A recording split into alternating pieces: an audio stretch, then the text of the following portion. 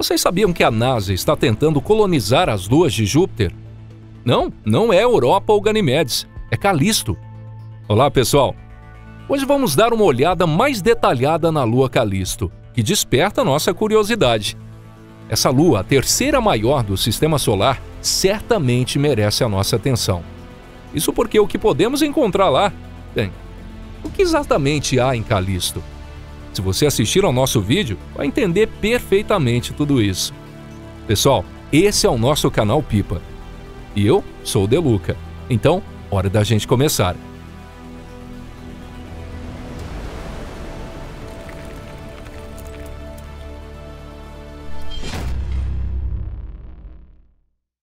História das Estrelas Médici. Em 11 de janeiro de 1610, Galileu Galilei olhou para o céu com seu telescópio e experimentou uma surpresa indescritível. O gigante do céu Júpiter não existia sozinho no céu, mas era acompanhado por 3 satélites. Na noite seguinte, Galileu percebeu um quarto corpo celeste com Júpiter. Galileu ficou curioso. Ele nomeou os corpos celestes que havia descoberto em homenagem ao seu patrocinador e patrono, Cosme II de Médici, chamando-as de Estrelas de Médici. Esses 4 satélites são agora conhecidos como luas de Galileu. Um deles é Calisto, a lua mais distante de Júpiter entre os 4 grandes satélites. Galileu continuou investigando esses corpos celestes raros. Após 65 observações, ele percebeu que as estrelas de Médici orbitavam ao redor de Júpiter. Essa foi uma observação revolucionária, apoiando a teoria de Nicolau Copérnico de que a Terra não estava no centro do universo, mas sim que tudo nesse mundo gira em torno da Terra. Por volta da mesma época, Júpiter também estava sendo observado por outro astrônomo, chamado Simon Marius. Ele também descobriu luas, nomeando-as respectivamente Io, Europa, Ganimedes e Calisto. Marius afirmou ter alcançado resultados antes de Galileu, mas por muito tempo não conseguiu provar sua superioridade. O nome proposto por Marius não foi usado na literatura astronômica até o final do século XIX. Então, que nome estava sendo usado? Sim, é um nome introduzido por Galileu. Por exemplo, Calisto era chamado de Júpiter IV, porque esse é o 4º satélite mais próximo de Júpiter entre as luas de Galileu. Do final do século XIX ao início do século XX, quando novos satélites de Júpiter foram descobertos, os cientistas começaram a considerar a necessidade de mudar o sistema de nomes baseado em números, considerado inconveniente. Foi então que eles lembraram da proposta de Simon Marius. Essa é a origem do nome atual, Calisto. Esse nome foi oficialmente adotado pela União Astronômica Internacional no ano de 1975. Observações iniciais. Calisto é a terceira maior lua do Sistema Solar, ficando atrás apenas de Ganimedes e Titã. Seu diâmetro é de 4.821 km, equivalente a 99% do diâmetro de Mercúrio. Devido ao seu tamanho extremamente grande, Calisto é uma presença marcante e um objeto de estudo muito interessante. No entanto, por muito tempo, Calisto foi praticamente desconhecido. Há cerca de 100 anos antes do início da exploração espacial, os astrônomos viam Calisto como um objeto celestial sem características distintivas na superfície, considerado muito sem graça. Na época, quando observado com telescópios, os vizinhos Io e Ganimedes apresentavam características de relevo, enquanto Calisto e Europa pareciam não ter características distintas. A primeira sonda a obter sucesso em observar Calisto de perto foi a Pioneer 10. Lançada pela NASA em 3 de março de 1972, essa sonda espacial passou perto de Júpiter em dezembro, capturando as primeiras imagens de 3 luas, incluindo Calisto. Infelizmente, devido a limitações do equipamento, as imagens estavam bastante borradas e poucas informações puderam ser obtidas. Além disso, Calisto se tornou a lua mais distante de Júpiter entre as luas capturadas pela câmera. A Pioneer 10 passou a uma distância de 1.392.000 km de Calisto. Essa distância é tão grande que antes mesmo de qualquer descoberta surpreendente, já é um desafio. Um ano depois, a sonda Pioneer 11 passou pela região de Júpiter. Durante sua passagem, a sonda passou a uma distância de 786 mil quilômetros de Calisto, revelando sua massa, mas em geral não contribuiu significativamente para o conhecimento sobre Calisto. No entanto, houve um aumento no interesse por essa lua após visita das duas sondas Pioneer. Descobriu-se que Calisto está localizada fora das faixas de radiação de Júpiter, e os níveis de radiação aqui são quase seguros para os humanos, ao contrário das outras luas de Galileu. Isso significou que Calisto começou a ser seriamente considerada como uma base para a exploração humana de Júpiter.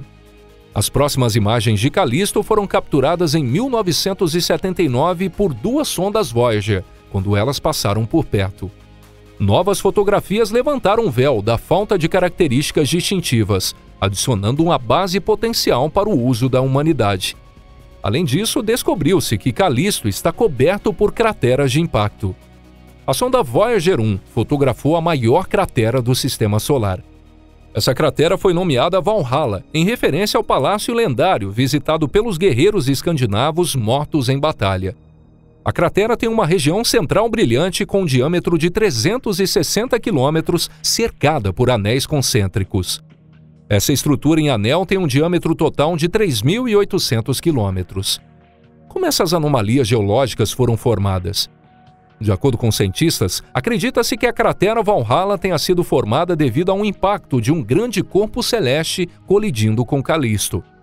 O impacto foi tão intenso que o corpo celeste perfurou a litosfera e colidiu com partes ainda mais macias. Pode ter sido gelo quente ou um mar subterrâneo líquido. A presença de material mais macio absorveu e dissipou a força do impacto, levando à formação de estruturas concêntricas ao redor da principal cratera. É semelhante ao que acontece quando uma pedra é lançada em um lago e cria círculos na superfície da água. Essas informações sobre Calisto foram fornecidas pela missão Voyager. A Voyager conseguiu fotografar e medir com precisão mais da metade da superfície da Lua. No entanto, não parou por aí. Após a Voyager, a sonda Galileu investigou Calisto, passando por ela 8 vezes entre 1996 e 2001. A passagem mais próxima ocorreu durante o último sobrevoo, quando a sonda passou a uma distância de apenas 138 quilômetros da superfície.